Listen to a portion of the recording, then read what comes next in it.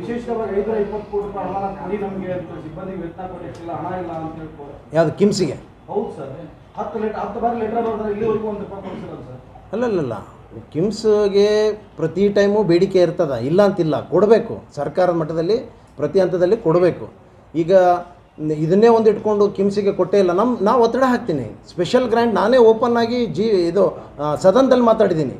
ಇದಕ್ಕೆ ಭಾಳ ಒತ್ತಡ ಇದೆ, ಇದಕ್ಕೆ 100 ಕೋಟಿ ಸ್ಪೆಷಲಾಗಿ ಕೊಡಬೇಕು, ನೀವು ಬೇರೆ ಕಡೆ ಏನು ಕೊಡ್ತೀರಿ, ಉತ್ತರ ಕರ್ನಾಟಕ ಎಲ್ಲ ಅನ್ಯಾಯ ಆಗ್ತದೆ ಅಂತೇಳಿ ಓಪನ್ ಆಗಿ ನಮ್ಮ ಸರ್ಕಾರದ ವಿರುದ್ಧನೇ ನಾನು ಧ್ವನಿ ಎತ್ತಿದ್ದೀನಿ. ಅದು ಪ್ರಶ್ನೆ ಇಲ್ಲ, ಅದು ಕೊಡಬೇಕು, ಅದನ್ನ ಪ್ರಯತ್ನ ನಾವು ಮಾಡ್ತೀವಿ, ಕೊಡಿಸ್ತೀವಿ.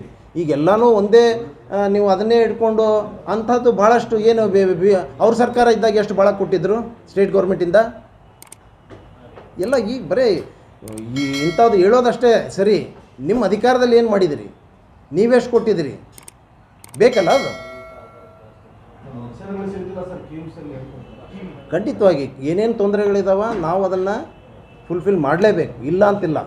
ಅದು ನಮ್ಮ ಸರ್ಕಾರ ಹೊಲಿಸ್ಕೊಂಡು ನಮ್ಮ ಭಾಗಕ್ಕೆ ಏನು ಅಷ್ಟೇನಿಲ್ಲ ಅಂತ ಆ ಥರ ಹೇಳೋದೇ ಇಲ್ಲ ನಾನು.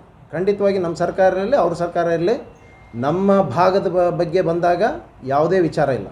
ಖಂಡಿತವಾಗಿ ಕೂಡ ನಾನು ಅದನ್ನು ಒತ್ತಡ ಹಾಕ್ತೀನಿ, ಮ್ಯಾಕ್ಸಿಮಮ್ ಅದನ್ನು ಪ್ರಯತ್ನ ಮಾಡ್ತೀನಿ.